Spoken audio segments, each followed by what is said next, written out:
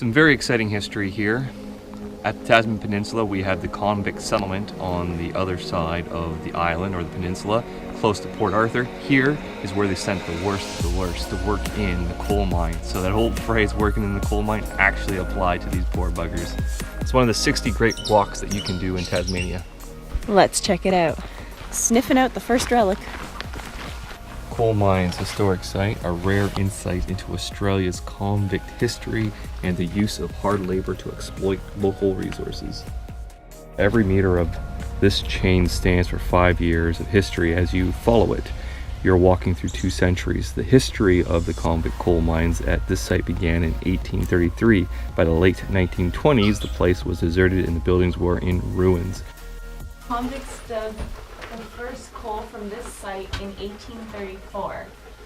The coal mines convict station began as a penal settlement under the control of the commandant of Port Arthur, Captain O'Hara Booth. Above and below ground, this was a place of hard labor. The coal mines had a reputation for brutal work and harsh punishment.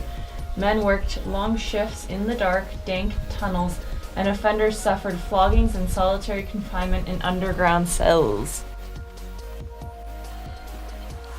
We're down on the beach now. This is where all the prisoners would have been shipped in, and also where all the coal would be exported out of the mines. You can still see in the side of the hills where the coal seam begins.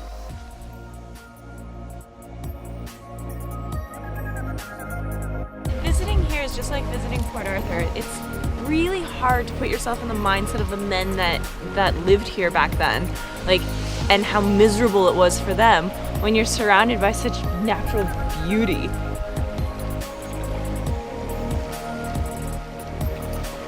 But I'm pretty impressed that such a spot is pet friendly. It's really nice to be able to have Sarge here with us wandering around.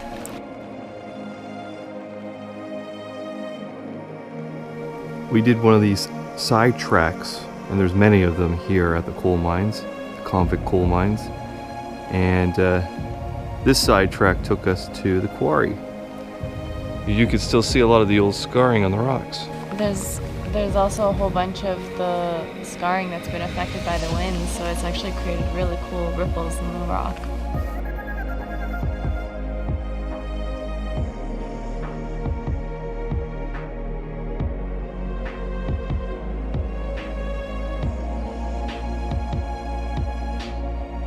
I'm going to take a walk through the old solitary confinement cells. Alone in the dark. Solitary fashion.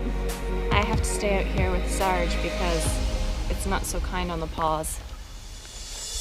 And I just tried to lift him. I cannot carry him all the way through. I ain't gonna carry him.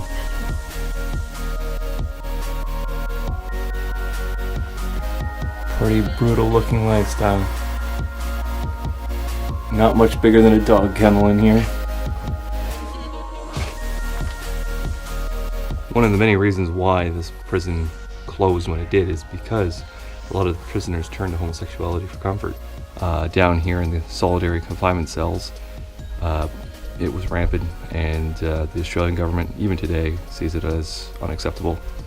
So they had guards walk these cell blocks at random hours. They have random peepholes into the cells just so that they could keep an eye on the activity of the convicts. Pretty weird stuff. These are some of the holes that they use to spy on the convicts. So we're just driving back from the convict coal mines on the Tasman Peninsula, and we've seen an old sailboat, had to be about 45 to 50 feet long, just sitting in a paddock. And so I just wanted to make a mental note to myself, to us, that might be a good option for us. Keep our eye on an old boat that obviously is going back to sea, get a good deal, clear out some land and just plunk it right there, make it look like a ship sailing through a paddock. I don't know, build a deck around it. Tiny house on a whole different scale. Tiny house that's also reusable, made of reusable materials.